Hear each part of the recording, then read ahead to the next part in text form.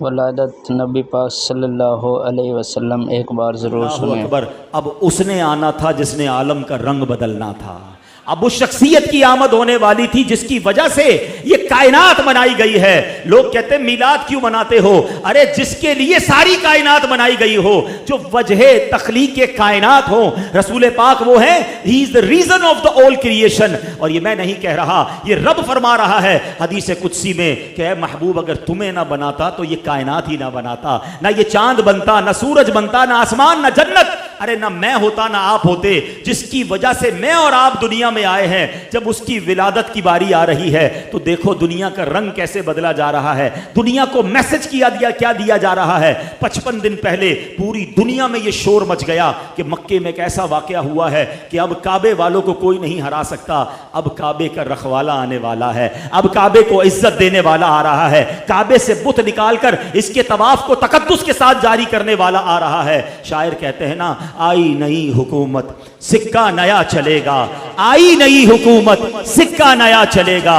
आलम ने रंग बदला, सुबह शबे विलादत मुबारक हो। वो शाह परदेस से बाहर होने वाला है, गदाई को जमाना जिसके दर पर आने वाला है। अल्लाह अकबर। ये वाकया नबी पाक की विलादत से 55 दिन पहले होता है और फिर 12 रबीउल अव्वल का वो मुबारक दिन तशरीफ़ लाता है कि जब नबी आप पाक अलैहिस्सलाम सुबह सादिक के वक्त पीर का दिन होता है और इस दुनिया में मक्का पाक में तशरीफ़ लाते हैं। हर तरफ खुशी का समा है, नूर की बरसात है। बीबी आमना फरमाती हैं, जब विलादत का वक्त था मेरे जिस्म से ऐसा नूर बुलंद हुआ जिस मैंने दूसरे मुल्कों के महल्लात को देख लिया। फरमाती है, मैंने देखा कि एक मशरिक में झंडा लगाया गया, एक मगरिब में झंडा लगाया गया, एक काबे की छत पर झंडा लगाया गया और उसके बाद नबी पाक की विलादत होती है।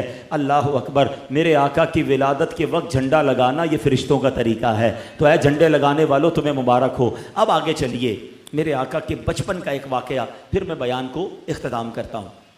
वैसे तो मेरे आका की हर अदा निराली है, हैं? अल्लाह अल्लाह वो बचपने की फबन, अल्लाह अल्लाह वो बचपने की फबन, उस खुदा भाती सूरत पे लाखों सलाम। नबी पाक की हर अदा निराली। आम बच्चों की तरह बहुत सारे मामलात आपके साथ नहीं थे।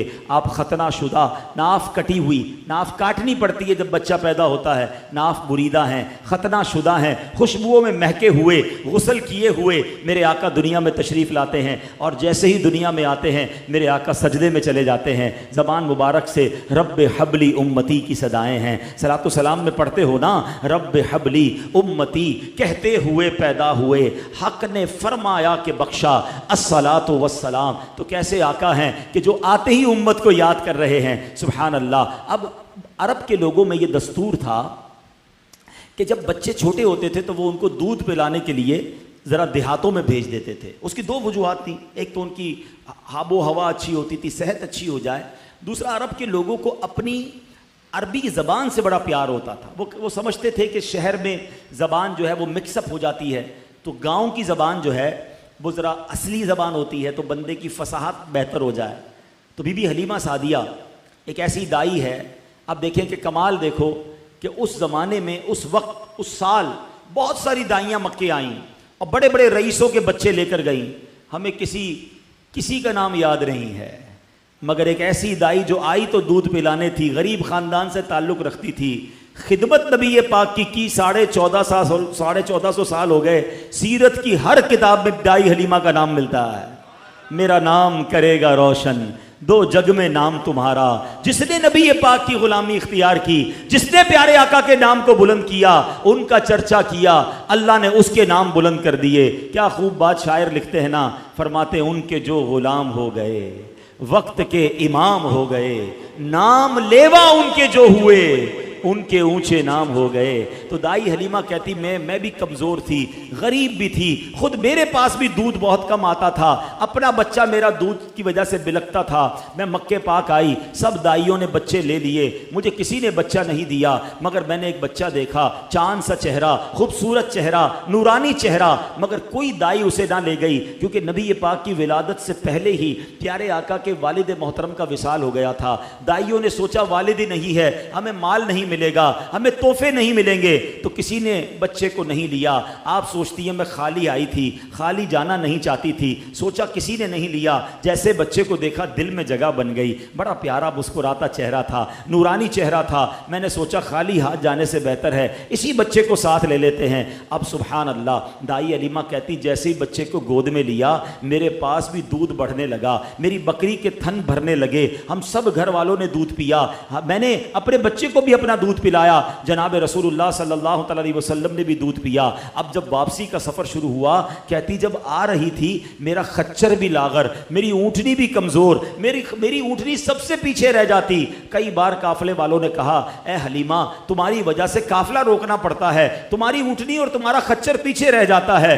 अल्लाह अकबर। कहती जब वापसी का सफ़र है मेरी ऊँटनी सबसे आगे है, मेरा खच्चर सबसे आगे है। गाँव वाले कहते हलीमा क्या जानवर तब्दील कर लिया, क्या नई ऊँटनी खरीद ली? क्या ऊँटनी तो वही है, ये बरकत सारी इस बच्चे की है, इस नूर वाले चेहरे वाले की है। कहती जब गांव में पहुंचते हैं, रात हुई, जब सुबह हुई तो गांव वाले आके पूछने लगे ए हलीमा सारी रात तेरी झोंपड़ी से रोशनी आती रही, नूर निकलता रहा, क्या तूने सारी रात लाइट जलाई थी, चराग जलाए थे? कहती चराग तो नहीं जलाया, ये बच्चा ही ऐसा है कि सारी रात उसके चेहरे से नूर निकलता जा रहा है।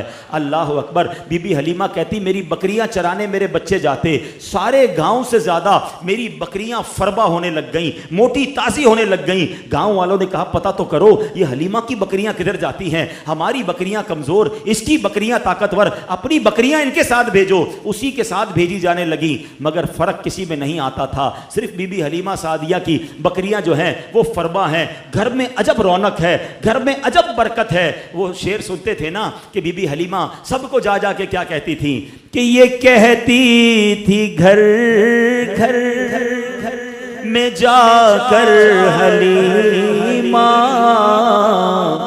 मेरे घर में खैरुल वरा गए हैं, बड़े औज पर है मेरा अब मुक़द्दर, मेरे घर में नूरे खुदा